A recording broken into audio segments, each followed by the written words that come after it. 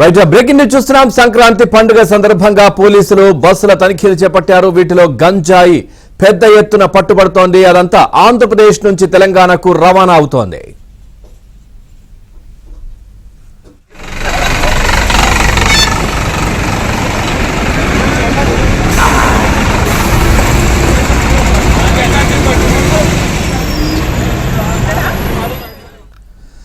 అబ్దుల్లాపూర్ మెట్ వద్ద విజయవాడ జాతీయ రహదారిపై ప్రైవేట్ ట్రావెల్స్ బస్సులో ఎక్సైజ్ అధికారుల సోదాలు జరిపారు. ఈ సందర్భంగా 3 బస్సుల్లో భారీగా పట్టుబడింది గంజాయి. 10 మందిని అదుపులోకి తీసుకున్నారు. ఏపీ ఏజెన్సీ ఏరియాల నుంచి బస్సుల ద్వారా హైదరాబాద్ కు గంజాయి తరలిస్తున్నారు స్మగ్లర్లు.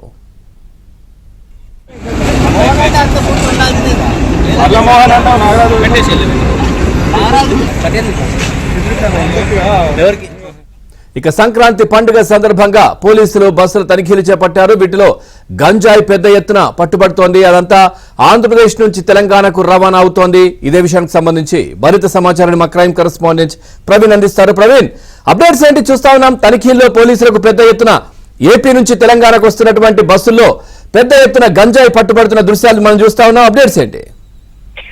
తెలంగాణ రాష్ట్ర వ్యాప్తంగా డ్రగ్స్ గంజాయి పైన పోలీసులు ఉక్కుపాదం మోపుతుండటంతో కొత్త పంతాలు ఈ అక్రమ రవాణా అనేది గంజాయి కొనసాగుతుందని చెప్పుకోవచ్చు. అంటే లారీల్లో కానీ లేదా గూడ్స్ వెహికల్ తరలించిన సమయంలో ఖచ్చితంగా పోలీసులకు పట్టుబడుతున్నటువంటి నేపథ్యంలో ప్రైవేట్ ట్రావెల్స్ లో మనం ఈ గంజాయిని తరలిస్తే ఎవరికి అనుమానం రాదనేటువంటి అంశంతో కొంతమంది ముఠా ఈ గంజాయిని హైదరాబాద్ కు తరలిస్తున్నటువంటి పరిస్థితి కనపడుతుంది.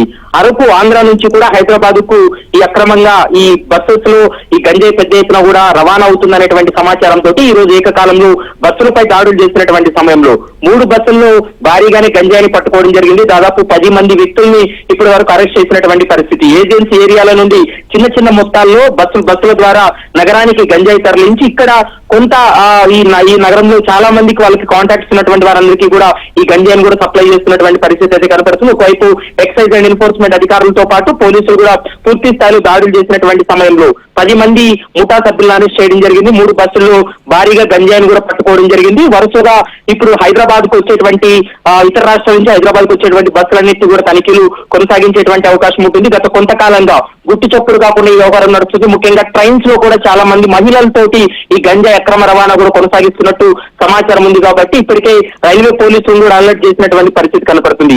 ఈ 10 మంది కూడా ఎప్పటి నుంచి ఈ గంజాయి దందా చేస్తున్నారు, ఈ బస్సెస్ లో ఈ గంజాయిని తరలించడాన్ని పూర్తి స్థాయిలో చాలా సీరియస్ గానే పోలీసులు పరిగణలోకి తీసుకున్నారు. కాబట్టి ఇంకా 1-2 రోజుల్లో ఇలాంటి ముఠాల పైన ఉక్కుపాదం మోపేటువంటి అవకాశం అయితే కనపడుతుంది. Pawan, right, thank you Praveen, thanks for the updates.